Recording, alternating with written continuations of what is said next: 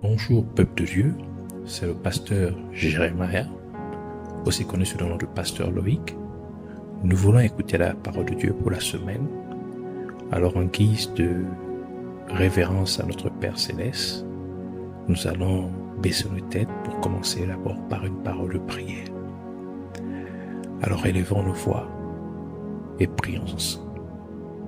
Père éternel, Dieu de gloire, Dieu tout-puissant, Dieu de merveille, Dieu de prodige, seul et véritable Dieu, Yahweh, reçois toute la gloire, l'honneur et la majesté.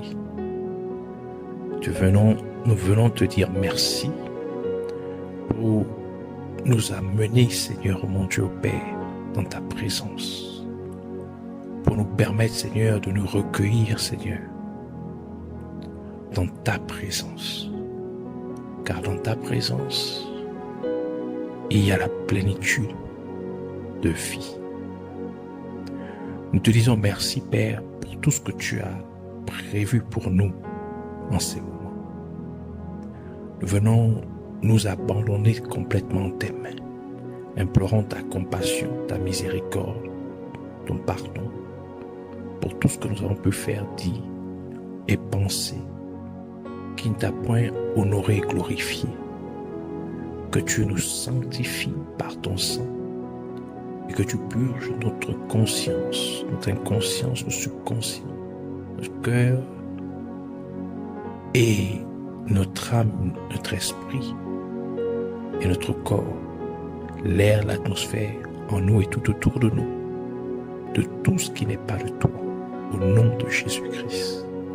Nous levons contre toute présence maléfique, contre tout esprit qui ne glorifie point ton nom, contre tout ce qui s'élève contre la connaissance de la vérité, contre la connaissance de ta parole, car ta parole est la vérité.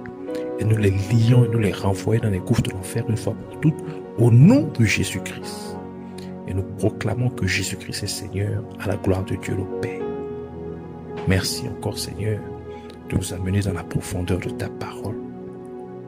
Que tu nous amènes dans la profondeur de la révélation, Seigneur, de ta parole. Béni soit ton Saint-Nom.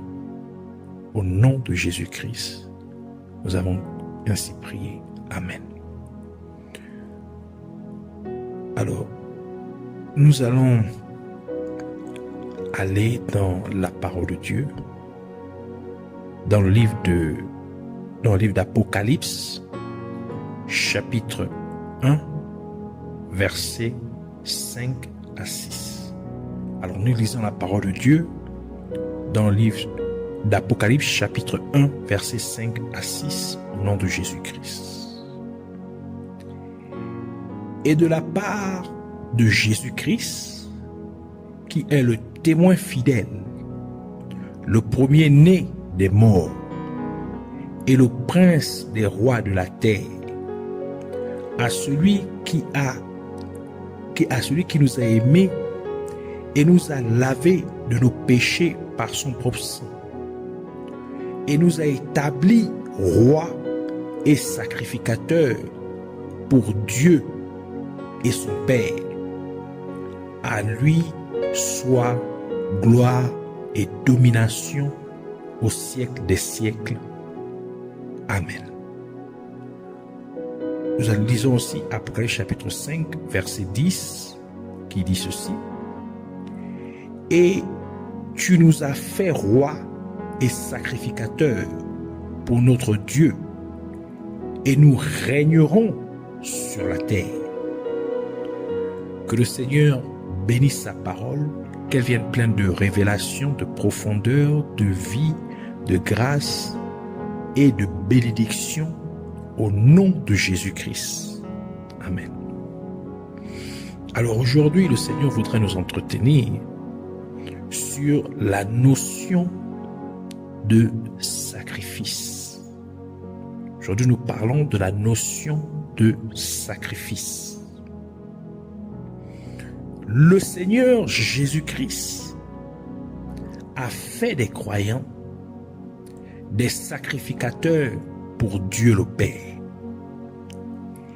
Et le rôle principal d'un sacrificateur est d'offrir des sacrifices à Dieu. Comme le dit la parole de Dieu dans 1 Pierre chapitre 2, verset 5 qui dit « Vous aussi, comme des pierres vivantes, vous êtes édifiés une maison spirituelle, un saint sacerdoce, c'est-à-dire une prêtrise ou des saints sacrificateurs, pour offrir des sacrifices spirituels agréables à Dieu par Jésus-Christ. Par conséquent, en tant que croyants, nous sommes des sacrificateurs, nous sommes des prêtres pour Dieu. Donc, nous sommes appelés à offrir des sacrifices à Dieu le restant de notre existence. Le mot sacrifice vient des mots latins sacra, qui signifie, le premier mot sacra qui signifie rite ou acte sacré, et facere qui signifie faire. Ainsi, en mettant ou en combinant ces deux mots ensemble, nous pouvons déduire que le sacrifice signifie faire une action qui est sacrée pour Dieu. C'est-à-dire accomplir un acte précieux aux yeux de Dieu.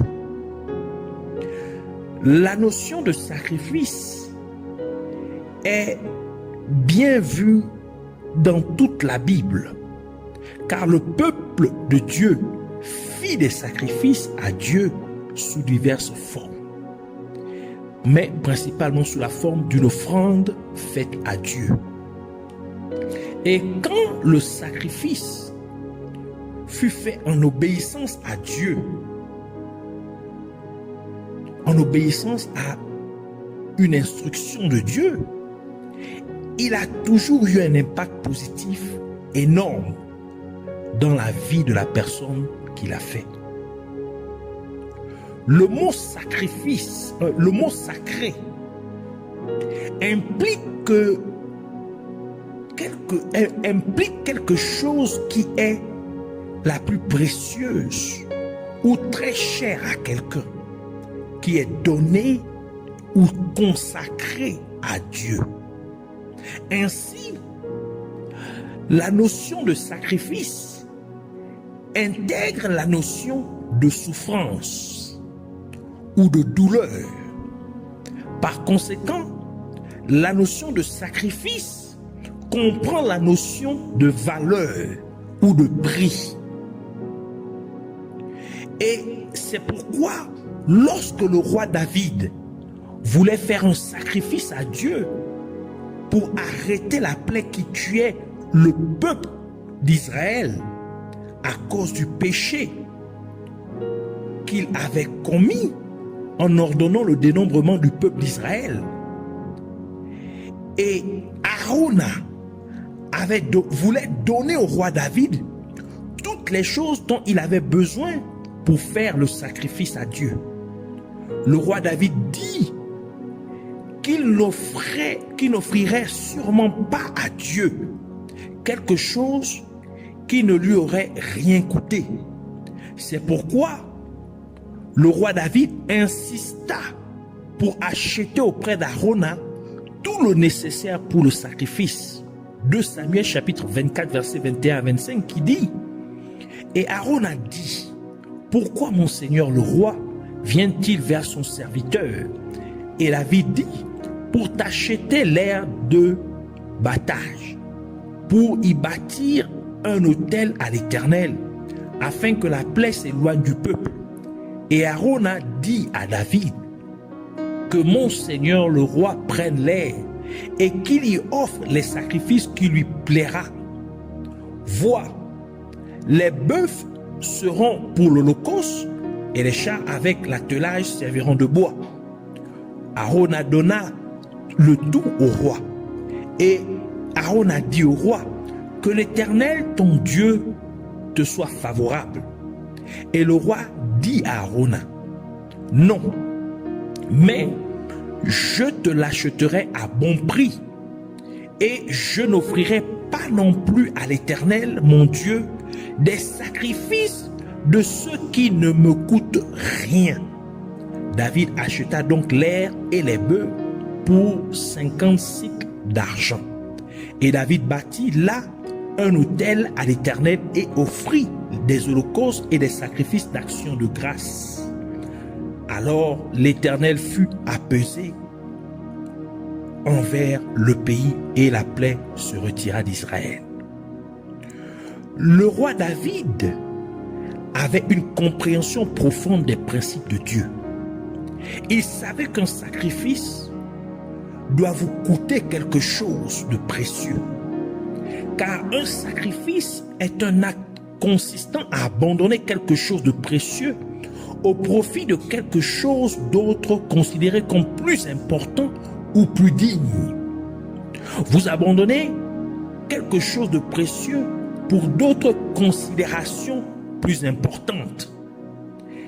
Et nous pouvons voir que dès que le roi David offrit le sacrifice à Dieu, la plaie s'arrêta.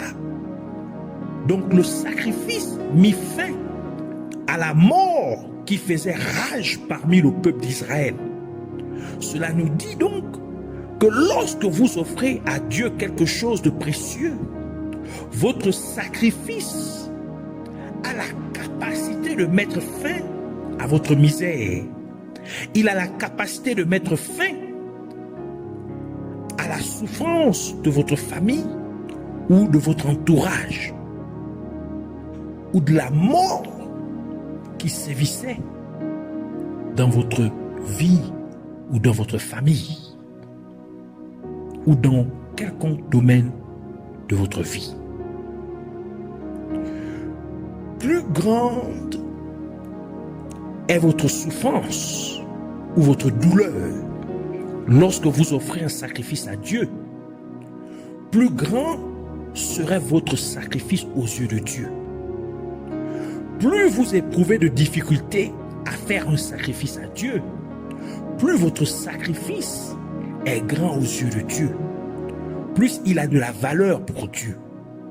Et cela est bien représenté dans la pauvre veuve qui offrit 2 petites pièces de cuivre, qui étaient tout ce qu'elle avait. Luc chapitre 21, verset 1 à 4 qui dit, Jésus, ayant levé les yeux, vit les riches qui mettaient leur offrande dans le tronc. Il vit aussi une pauvre veuve qui y mettait 2 petites pièces. Et il dit, je vous le dis en vérité, cette pauvre veuve a mis plus que tous les autres, car c'est de leur superflu, c'est-à-dire de leur abondance, que tous ceux-là ont mis des offrandes dans le tronc.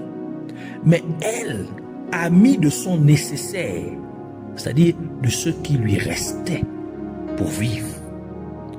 Tout ce qu'elle avait pour vivre. Aux yeux de Dieu, le sacrifice de la veuve, la pauvre veuve, était plus grand que le sacrifice de tous les autres, car malgré le fait qu'elle était pauvre, elle donna à Dieu le seul argent qu'elle avait. Cela signifie que les circonstances dans lesquelles elle donna à Dieu étaient beaucoup plus drastiques que celles de toutes les autres personnes qui ont offert à Dieu.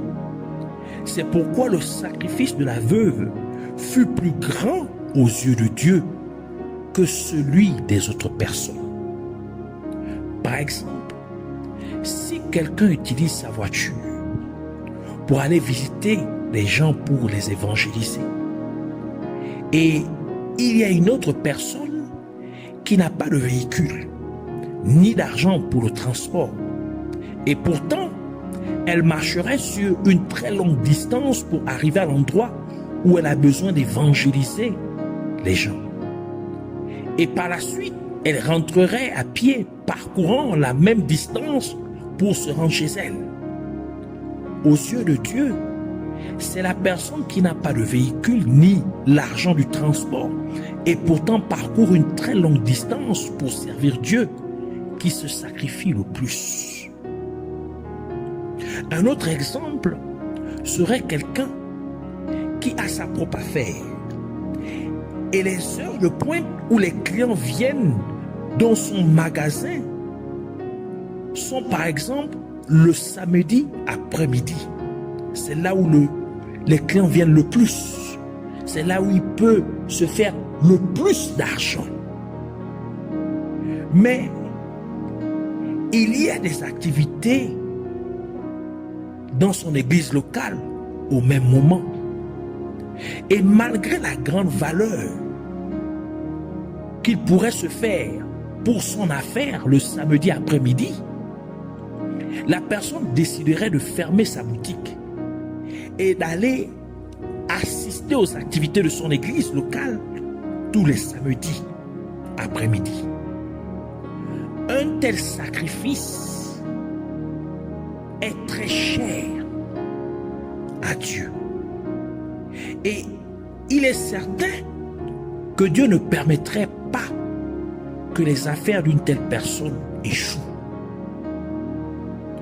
Et encore, une personne peut être salariée et son contrat l'oblige à travailler de 6 heures du matin à 18 heures, du lundi au samedi, chaque semaine. Et malgré les horaires de travail difficiles et les activités de la journée bien chargées, la personne trouve quand même le temps de prier tous les soirs pendant 1 heure. Et chaque matin, avant de partir au travail, elle prie aussi pendant 1 heure, en plus de ces moments quotidiens de méditation de la parole de Dieu. Un tel sacrifice ne passe pas inaperçu aux yeux de Dieu, et Dieu récompenserait sûrement une telle personne. Lorsque vous considérez que les besoins du royaume de Dieu sont plus importants que vos besoins personnels, c'est aussi une marque de sacrifice aux yeux de Dieu. Et c'est ce que le prophète Élie fit faire à la veuve de Sérepta, tel que décrit dans le livre de 1 Roi, chapitre 17, versets 10 à 16, qui dit: alors il se leva et se rendit à Sérepta. Et quand il arriva à la porte de la ville, voici la veuve était là, en train de ramasser du bois. Et il l'appela et dit: apporte-moi, je te prie, un peu d'eau dans un vase, afin que je puisse boire. Et comme elle allait le chercher, il l'appela et lui dit: apporte-moi, je te prie, un morceau de pain dans ta main. Et elle répondit: l'Éternel ton Dieu est vivant. Je n'ai rien de cuit, je n'ai qu'une poignée de farine dans un pot et un peu d'huile dans une cruche. Et voici, je ramasse 2 morceaux de bois, puis je rentrerai et je préparerai cela pour moi et pour mon fils. Nous mangerons, après quoi nous mourrons. Et Élie lui dit: ne crains pas, va et fais ce que tu as dit, mais fais-en d'abord un gâteau, un petit gâteau, et apporte-le-moi, et ensuite fais-en pour toi et pour ton fils, car ainsi parle l'Éternel, le Dieu d'Israël. La farine qui est dans le pot ne manquera point, et l'huile qui est dans la cruche ne diminuera point, jusqu'au jour où l'Éternel fera tomber de la pluie sur la face du sol. Elle alla et elle fit selon la parole d'Élie, Et pendant longtemps, elle eut de quoi manger, elle et sa famille, aussi bien qu'Élie. La farine qui était dans le pot ne manqua point, et l'huile qui était dans la cruche ne diminua point, selon la parole de l'Éternel, selon la parole que l'Éternel avait prononcée par Élie. Le fait que la veuve de Sarepta eût accepté de nourrir d'abord l'homme de Dieu Élie avec la seule nourriture qui restait pour elle et son fils avait une grande valeur aux yeux de Dieu.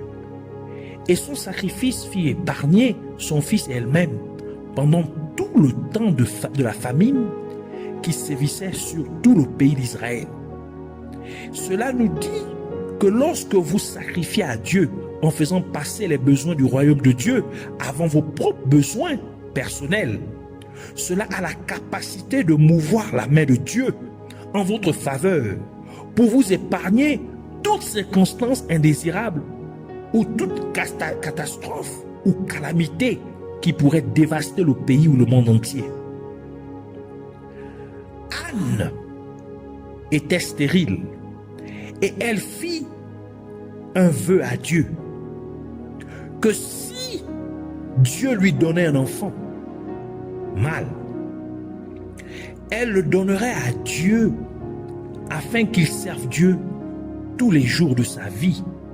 1 Samuel chapitre 1 verset 11 qui dit: elle fit un vœu en disant: Éternel des armées, si tu daignes regarder l'affliction de ta servante, si tu te souviens de moi et n'oublie point ta servante, et si tu donnes à ta servante un enfant mâle, je le consacrerai à l'Éternel pour tous les jours de sa vie, et le rasoir ne passera point sur sa tête. Et en effet, Dieu donna un enfant à Anne, et Anne accomplit également son vœu en donnant son enfant Samuel à Dieu, afin qu'il puisse rester dans la maison de Dieu pour servir Dieu tous les jours de sa vie, comme le mentionne la parole de Dieu dans 1 Samuel chapitre 1 verset 24 à 28 qui dit: quand elle l'eut sevré, elle le fit monter avec elle et prit 3 taureaux, un épha de farine et une outre de vin. Elle le mena dans la maison de l'Éternel à Shilo. L'enfant était encore tout jeune. Ils égorgèrent les taureaux et ils conduisirent l'enfant à Élie. Anne dit: mon Seigneur, pardon, aussi vrai que ton âme vit, mon Seigneur, je suis cette femme qui me tenait ici près de toi